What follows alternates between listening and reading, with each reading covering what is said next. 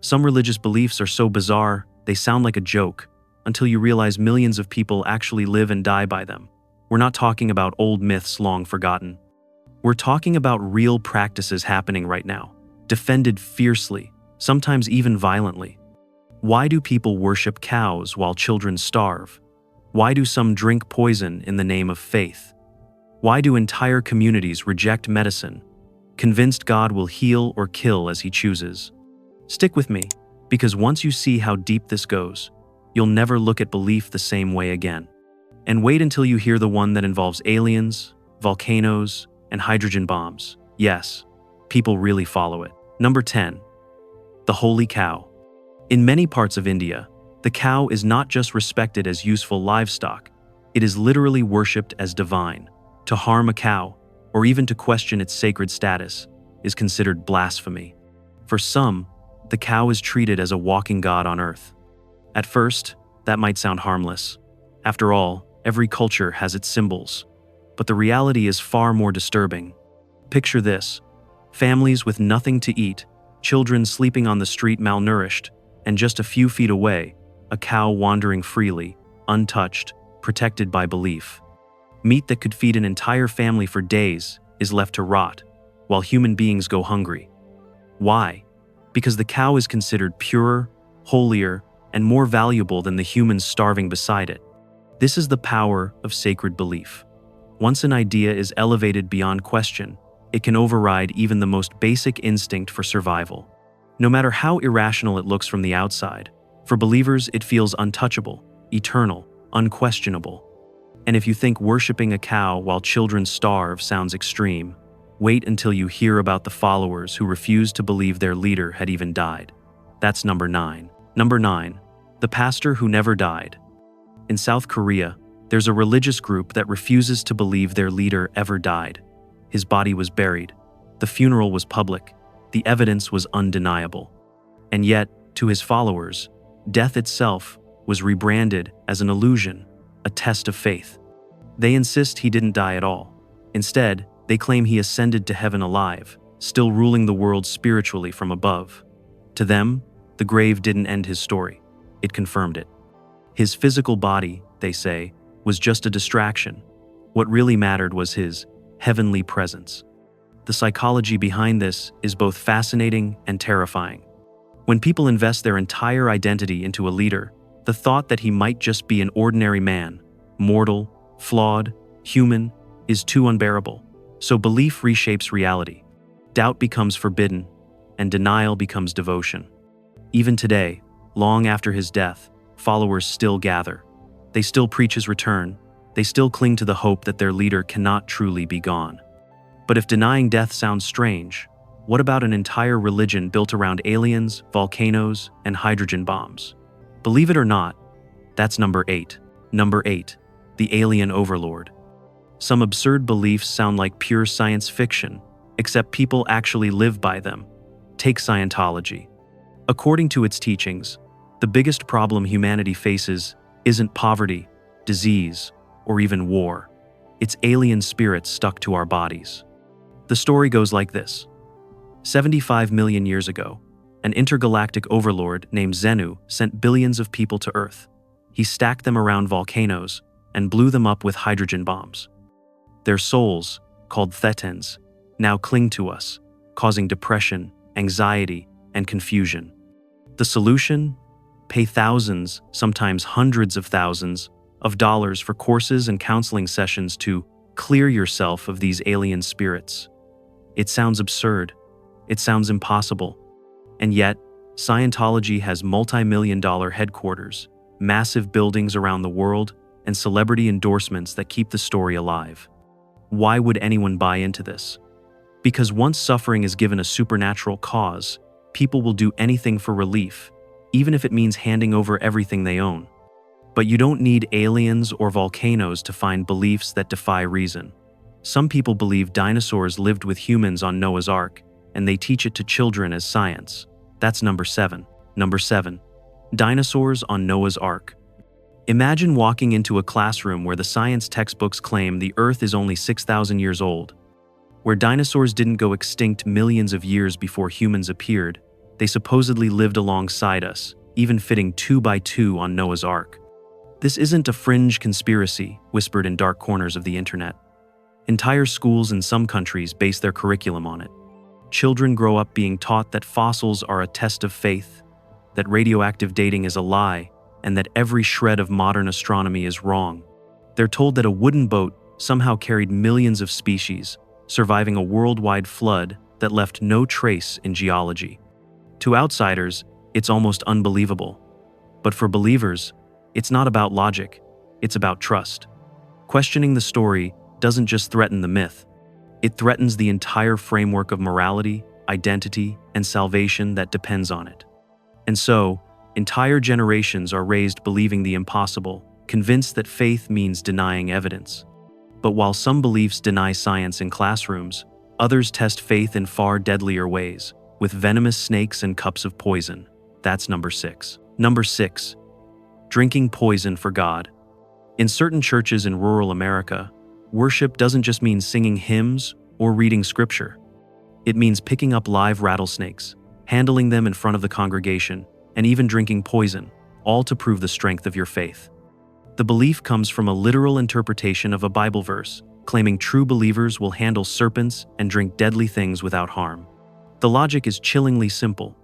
If your faith is strong enough, God will protect you. And if you're bitten or poisoned, that's not a failure of the ritual. It's proof you weren't worthy, or worse, a sign of your martyrdom. The results are tragic. Year after year, pastors and church members die from venomous bites or toxic poisoning. Yet the ritual continues, defended as holy, with survivors pointing to each death as an example of ultimate devotion rather than evidence of danger. This is the terrifying paradox of belief. Even when reality strikes with lethal consequences, the system bends to preserve faith. And if poison sounds extreme, just wait, because in one cult, followers weren't drinking poison, they were drinking their leader's bathwater. That's number 5. Number 5. Bathwater of the divine. In Japan, one cult convinced its followers that their leader's body carried divine power, so much so that even his bathwater was considered holy. Members paid money just to sit near him, to drink the water he had soaked in, and even consume his bodily fluids, believing they could cure disease and transfer spiritual energy. This wasn't a joke or a sideshow. It was Aum Shinrikyo, the same cult that would later unleash sarin gas in the Tokyo subway attack, killing and injuring innocent people. And yet, even after that horrifying act of terrorism, some followers remained loyal. They still believed their leader was a living God, and that his touch, or his discarded bathwater, carried salvation. It sounds absurd, but here's the chilling part. Once people surrender reason to faith, anything can be made sacred. A ritual, an object, even human waste. And when belief is strong enough, no amount of tragedy, crime, or evidence will shake it. This is the danger of blind devotion. It strips away critical thought until the unthinkable becomes normal. And if that sounds grotesque, the next belief takes absurdity from shocking to horrifying, when faith claims that sleeping with a virgin can cure HIV. That's number 4. Number 4. The virgin cure. In parts of Africa, one of the most dangerous beliefs still practiced today is the idea that sleeping with a virgin can cure HIV and AIDS. It's not metaphorical, it's not symbolic, it's taken literally. The consequences are horrific. Young girls, some barely teenagers, are targeted, abused, and traumatized because desperate men believe the act will cleanse them of disease. Entire communities suffer under this myth. HIV doesn't vanish, it spreads. Victims don't find healing, they find lifelong scars, physically and emotionally. This belief isn't just absurd, it's cruel.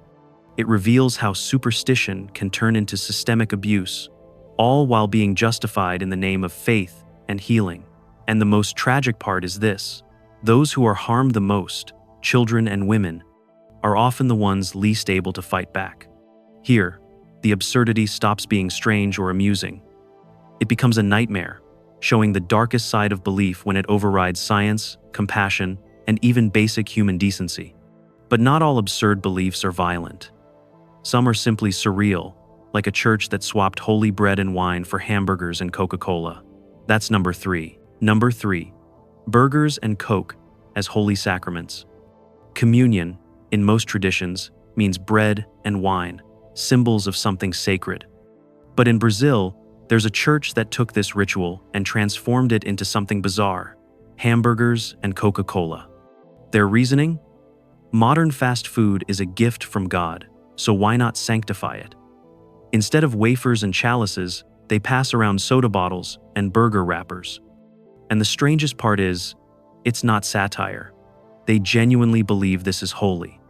To them, a cheeseburger can represent the body of Christ, and Coca-Cola, his blood. What began as a strange idea is spreading, attracting more followers who see it as a modern faith. They argue that if bread and wine were sacred in ancient times, then today's food should reflect what people actually eat. On the surface, it might look harmless. But underneath, it shows how easily ritual can be reshaped and how absurdity can be justified once it's wrapped in religion. This belief reveals a pattern. Once people accept that symbols can stand for something greater, almost anything can be called holy. But as absurd as hamburgers for communion may seem, the next belief takes us somewhere even stranger. Number 2. The River of Sins. Every year, millions of people travel hundreds of miles to bathe in the Ganges River, believing that its waters have the power to wash away sin. Parents submerge their babies. The elderly step into its currents, seeking purity before death. Families drink from it, convinced it carries divine blessing. But here's the grim reality.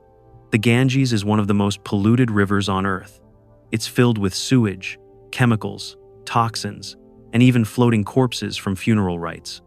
Doctors warn of parasites, hepatitis, and cancer-causing agents. For anyone else, stepping into the river would be seen as dangerous. For the faithful, it's seen as salvation. This is where faith collides with survival. When people believe that water can cleanse the soul, they'll ignore the evidence of their own eyes. They'll risk sickness, even death, for the promise of purity. It's not just devotion, it's desperation, shaped by centuries of tradition and fear of divine judgment. And that's the haunting pattern. Belief doesn't just suspend logic. It can override the instinct to protect life itself. But as shocking as this is, nothing compares to the most chilling belief of all. That's number 1. Number 1, the Heaven's Gate mass suicide. In March 1997, 39 people in America lined up neatly in identical clothes and matching sneakers.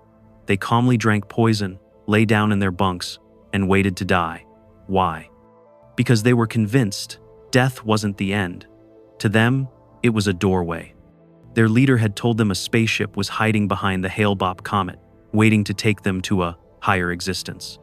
Suicide wasn't seen as tragedy, it was seen as transcendence. And so they gave up their lives willingly, leaving behind farewell videos where they smiled, speaking with absolute certainty that their deaths were a step forward, not an ending. This wasn't centuries ago. This wasn't in some remote, isolated village.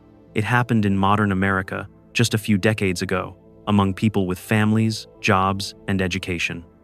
And it shows the terrifying power of belief. Once an idea becomes sacred, no matter how absurd, it can demand everything, even life itself. Because that's where untouchable beliefs lead. Not just strange rituals, not just wasted offerings, but real people, real lives, destroyed in the name of faith. And the truth is, Heaven's Gate wasn't unique. It was just one example of how dangerous unquestioned belief can be. When you look at these beliefs side by side, one thing becomes clear. Absurdity isn't the exception in religion. It's the rule. From worshiping cows while children starve, to drinking poison, to entire groups ending their lives for a spaceship, belief has the power to override reason, survival, and even humanity itself. And that's the unsettling truth. These aren't just old myths told in dusty books. They're alive right now, shaping laws, families, and lives across the world. What we just explored isn't about mocking people. It's about recognizing the danger of ideas that are shielded from questioning. Because once a belief becomes sacred, it stops being a story and starts becoming a prison. So here's the question. How many of the truths we accept today will look absurd tomorrow? And what would we see differently if we had the courage to question them now? If this video made you think, make sure to subscribe. It's the simplest way to keep these conversations alive and to keep questioning the beliefs that shape our world.